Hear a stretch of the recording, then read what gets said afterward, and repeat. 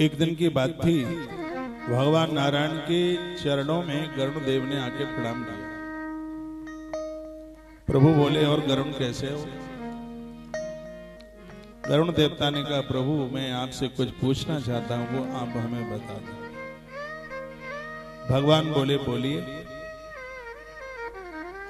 कहा, जिन संतान के लिए माता पिता अपने जीवन में सब कुछ करते हुए मौत को प्राप्त हो जाते हैं, उनका कितना बड़ा त्याग है। तो ऐसे माता पिता के ऋण से बच्चे मुक्त कैसे हो सकते हैं, बस ये मुझे बता दो। इन्हीं शब्दों के ऊपर पूरा गरुण पुराण लिख गया। और गरुण पुराण अशुभ नहीं है। बहुत लोगों को तो ये समझ लिया कि आदमी मर जाए फिर 10-12 दिन गरुण पुराण सुना दे, लेकिन मुझे ऐसा लगता है कि गरुण पुराण मरने के बाद नहीं, गरुण पुराण मरने से पहले सुनना चाहिए।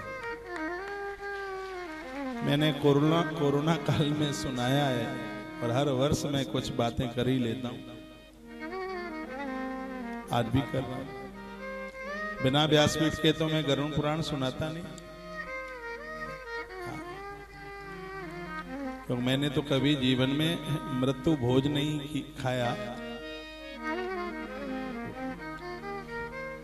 18 पुराणों में गरुण पुराण एक पुराण है। व्यासपीठ पर बैठकर इसको सुनाना इसकी बड़ी फलश्रुति है। देयदा विधानम च तथा चिच्छयने विधि, कैसे अंतिम संस्कार करना चाहिए इसको ठीक से समझ लें। गरुण जी ने पूछा, भगवान अस्थि चयन किस विधि से किया जाए? बालकों की मृत्यु हो जाती है, क्या उनकी अंत्येष्टि क्रिया होनी चाहिए कि नहीं होनी चाहिए? छोटे बच्चों की मृत्यु हो जाए तो क्या अग्नि संस्कार होना चाहिए या नहीं होना चाहिए?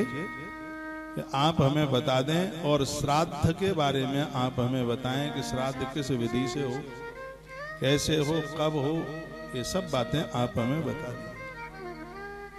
तो भगवान नारायण बोले, शृणु तारक्ष प्रवक्ष्यामि सर्वमेवार्धदेहिकम् यत्कृत्वा पुत्र पौत्राश्च मुच्यन्ते पैतृकादृणात्।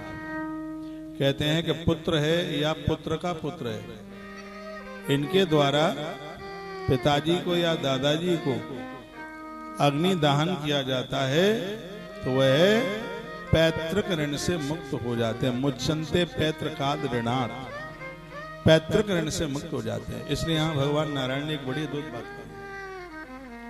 वो कहते हैं कि जब बच्चे का जन्म होता है तो उसका मस्तिष्क पिता की गोद में होता है, और पिता की जब मृत्यु होती है तो उसका मस्तिष्क पुत्र की गोद में होता है।